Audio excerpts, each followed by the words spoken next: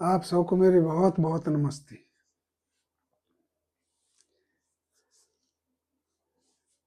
जैसा आप देख पा रहे हैं, आज मैं एक विशेष बीच में विशेष लेके आया हूँ। आप पढ़ पा रहे होंगे, ये महामृत्युंजय मंत्र है। त्र्यंबकम यजामहे सुगंधिम पुष्टिवर्धनम उर्वारुकमिव बंधनान् मृत्योर्मुक्षीयमामृतात्। ये लगभग सभी ने सुना होगा। ये एक बहुत विशेष मंत्र है और बहुत प्रसिद्ध भी है, और जो है सबके द्वारा लगभग जो है ये, जैसे तांत्रिक भी, सनातनी भी, योगी भी, और जो है वेदांती भी सब इसको प्रयोग करते हैं। सनातनी इसको जैसे ग्रह शांति निवारण के लिए, मरणासन व्यक्ति के लिए भी, या रोग निवारण के लिए इसका जो है जाप कराते हैं, रोग कराते हैं। ये उनमें बहुत जो है, जैसे उसमें भी जो है अपने ज्योतिष में, उसमें ग्रह निवारण के लिए महामृत्युंजय का जाप वगैरह बता देते हैं। और वेदांती से माया से मुक्त होकर ब्रह्म बनने के लिए इसका प्रयोग करते हैं। तांत्रिक जो है इसकी तांत्रिक सिद्धियों के लिए वो करते हैं, और योगी इसको परम पद पाने के लिए इसका प्रयोग करते हैं।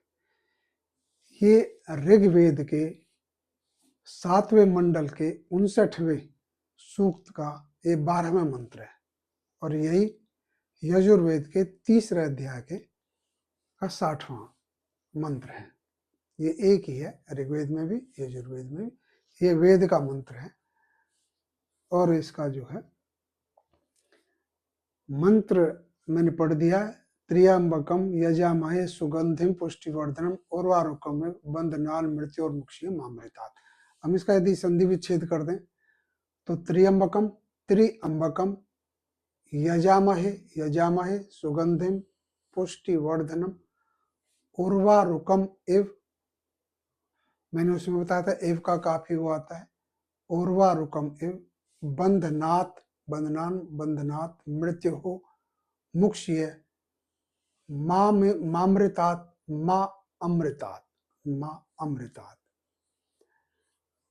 अब इसका हम यदि शब्दार्थ करें, हम त्रिअंबक को यजामहे यजते हैं, मैं सुगंधिम पुष्टिवर्धनम उर्वारुकम सुगंधि युक्त पुष्टिवर्धक उर्वारक के समान, एव होता है समान, उर्वारुक के समान, मृत्यु हो बंधनात् मृत्यु के बंधन से, मुक्षीय मुक्त हो जाऊं, अमृतात् माँ अमृत से नहीं। माँ होता है मत या ना या नहीं।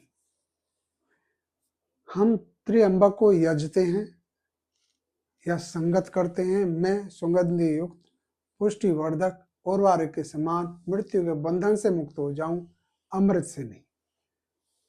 त्र्यंबकम यजामहे सुगंधिम पुष्टिवर्धनम उर्वारुकमिव, उर्वारक के समान, बंधनात् बंधन से, मृत्यु बंधन से, मुक्षीय मुक्त हो जाऊं, मृत्यु बंधन से मुक्त हो जाऊं, माँ अमृतात् अमृत से नहीं।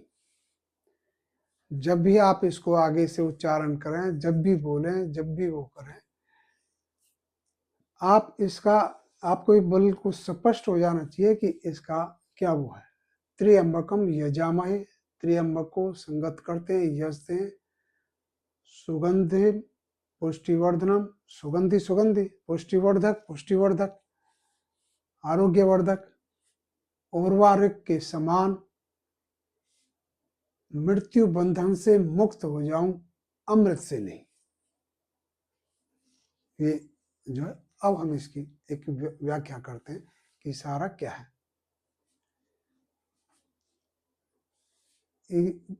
मैं इसमें शब्दों को करते हैं व्याख्या कि कहना क्या चाह रहा है।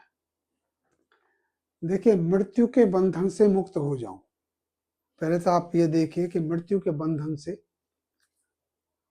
जो हम सामान्यतः अर्थ लेते हैं उसमें मृत्यु क्या चीज है? शरीर का नष्ट, ये तो धर्म है, देह का एक न एक दिन नष्ट होनी ही है। फिर ऐसा ये कैसे हो सकता है कि मृत्यु के बंधन से मुक्त हो जाऊं? तो इसको समझने के लिए आपको कि ये इसके कहने का क्या तात्पर्य है, ये तो शरीर है, ये तो अवस्था है। हम मृत्यु का इतना भय मानते हैं, मृत्यु की एक अवस्था है कि हाल मृत्यु, आप हम ये हमें ये नहीं सोचते कि हमारा बचपन भी चला गया है। बचपन चला गया, हमें दर्द नहीं है, बचपन खत्म हो गया, बचपन की मृत्यु हो गई, हम युवावस्था में आ गए, एक दिन युवावस्था की भी मृत्यु हो जाती है, हमें कोई वो नहीं होता। लेकिन वृद्धावस्था आ जाती है हमारी, वृद्धावस्था की मृत्यु, वृद्धावस्था की समाप्ति, वो जो है, तो यहाँ पर नेचुरली उस मृत्यु से बंधन की बात नहीं है कि क्योंकि अमर नहीं हो सकता आदमी, ये देह है, ये तो नष्ट होनी होनी है। तो इससे उसका फिर क्या मतलब है, इसके लिए हमें जाना पड़ेगा। वो कहता है कि उर्वारुक के समान, कौन से? सुगंधि युक्त पुष्टिवर्धक उर्वारुक के समान। अभी उर्वारुक क्या? उर्वारुक है पका हुआ खरबूजा। हर एक खरबूजा उर्वारुक नहीं होता, हर एक खरबूजा। ये उर्वारुक कैसा है? सुगंधि युक्त पुष्टिवर्धक। जब खरबूजा, कोई कोई खरबूजा, हर एक नहीं, जब जिस खरबूजा उर्वरक की ये बात कर रहा है, पूर्ण पकाव, उरु आ रुख, इसका यदि तोड़े इसको, उरु आ रुख। उरु होता है बढ़ा हुआ, आ होता है पूर्ण, बढ़ा हुआ, पूर्ण आकार को प्राप्त, रुख खरबूजा। जब वो पूर्ण पक्व हो जाता है तो इस उर्वारुक की एक खास बात है कि ये अपने आप ही उस बेल से अलग हो जाता है। जिस उससे वो बंधन में था, जिस बेल से बंधा हुआ था, जब वो कोई कोई विशेष उर्वारुक, विशेष तरबूज जब उसे पूर्ण पक करके, पूर्ण आयु प्राप्त करके, जब वो अपने आप उस बंधन से मुक्त हो जाता है, उस बेल से अपने आप अलग हो जाता है, तब वह बहुत सुगंधि युक्त पुष्टिवर्धक। उर्वारुक के कई अर्थ हैं। उर्वारुक जो एक तो ये खरबूजा हो गया, पूर्ण पका हुआ खरबूजा हो गया, एक अमृत हो गया, प्राण हो गया, चक्षु हो गया, दीप्ति हो गई। ये 5 अर्थ उर्वारुक के हैं। पका हुआ पूर्ण खरबूजा, दीप्ति, प्राण, चक्षु, अमृत। वो अमृत के समान मीठा हो जाता है, बहुत सुगंधि युक्त हो जाता है, पुष्टिवर्धक हो जाता है। उसको खाने से दीप्ति आती है, बल बढ़ता है, प्राण बल बढ़ता है। ये उर्वारुक जो खुद अलग हो जाता है पूर्ण आयु पकाव के बाद। अब इसको हम समझ सकते हैं कि इस उर्वारुक के समान इसी तरह से मनुष्य की पूर्ण आयु को प्राप्त, पूर्ण आयु 100 या 100 से अधिक, जब मनुष्य सुखपूर्वक, स्वास्थ्य पूर्वक 100 से ज्यादा आयु को प्राप्त करता है, वो अमृत को, उसको कहते हैं अमृत, उस जो है उसको। तो जो भी चीज आपके आयु को, आपके शरीर को सुखदायक को बढ़ाने वाली है, वो सब अमृत है। इस बंधन, मृत्यु के बंधन से मुक्त हो जाऊं, अमृत से नहीं। मृत्यु का बंधन यानी कि मैं पूर्ण आयु को प्राप्त करूं, वो चीज, वो स्थिति मृत्यु के बंधन से मुक्त ही है। उर्वारुक के समान, जैसे उर्वारुक छोड़ देता है वैसे ही अब हम आते हैं त्रिअंबक यजामाई। त्रिअंबक शिव जी के यहाँ तीसरी आंख दिखाई गई है। त्रिअंबक परमात्मा का एक वो है, ये एक हेतु से यहाँ पर ये जो है इसको नाम दिया गया है त्रिअंबक। 3 लोचन, 3 नेत्रों वाला। देखिए, अपनी व्याप्ति से परमात्मा व्याप्त है, सर्वगत है। अपनी व्याप्ति से तीनों लोकों और तीनों कालों का दृष्टा होने से परमात्मा त्रिअंबक है। तीनों लोकों, तीनों कालों। अगर हम वैसे बात करें, 3 लोक, पृथ्वीलोक, भूलोक, अंतरिक्ष लोक और देवलोक। हमारे शरीर में भी नीचे का जो पार्ट है वो भूलोक है, भूमि लोक है। मध्य जो है जिसमें आत्मा निवास करती है, ये अंतरिक्ष लोक है। और जिससे ऊपर जहां ब्रह्म का संदर्शन होता है वो जो है देवलोक है। देव में सारे असंख्य वो प्रकाशित होते हैं। तो ये जो है हम उस त्रिअंबक को, वो त्रिअंबक, वो उस परमात्मा को जिसको हम त्रिअंबक कहते हैं। देखिए, वेद के एक यजुर्वेद के उसमें आता है, जो आर्य समाज में जब हम वो करते हैं, संध्या वदन करते हैं, उसमें आता है तच्छुर देव हितम पुरुषता शुक्रम उच्चरत। तच्चक्षु, तच्छुर देव हितम, तच्छुरदेव हितम पुरुषतात शुक्रम उच्चरत। वह चक्षु दिव्यताओं से, देवहितम दिव्यताओं से निहित, शुक्रम शुद्ध, शुक्रम शुद्ध, तच्छुरदेव हितम पुरुष तथा पुरुषतात शुक्रम उच्चरत।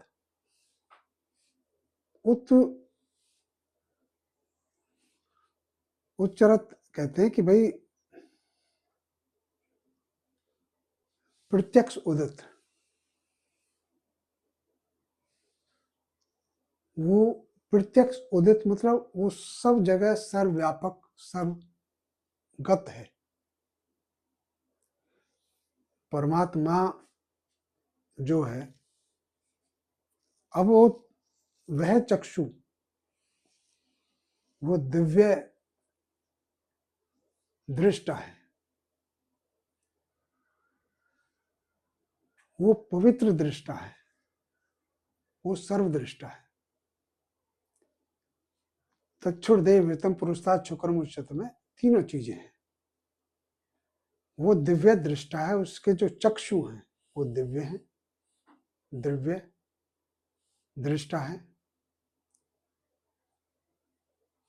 वो पवित्र दृष्टा है, पवित्र शुद्ध। तच्छुर देव हितम पुरुषतात शुक्रम शुद्ध, वो पवित्र दृष्टा है। और वो सर्वगत है, सर्वदृष्टा है। वो तीनों चीजें, वो परमात्मा जो तीनों कालों, तीनों लोकों से परे है, जिसकी व्याप्ति में ये सारी चीजें हैं, उस त्र्यंबक को हम यजते हैं। अब यज क्या है? यज है देव पूजा संगतिकरण दानेशु। ये वेद के हिसाब से एक यज्ञ की परिभाषा है। देव पूजा संगतिकरण दानेशु।